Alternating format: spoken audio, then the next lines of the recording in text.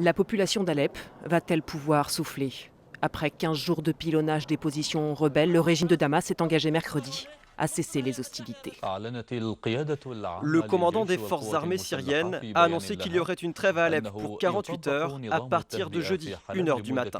48 heures de répit pour cette ville ravagée, obtenue sous la pression des États-Unis qui soutiennent les groupes rebelles et de Moscou, allié du régime syrien.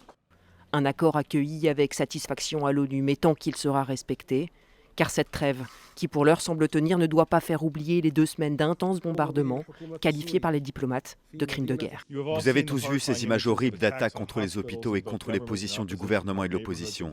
Je vais être absolument clair une nouvelle fois. Les attaques délibérées et directes contre des hôpitaux sont des crimes de guerre. En vigueur depuis février, un premier accord de cessez-le-feu avait volé en éclats. C'était le mois dernier. Depuis le 22 avril, plus de 280 habitants d'Alep ont péri sous les raids de l'aviation du régime et les bombardements des forces rebelles.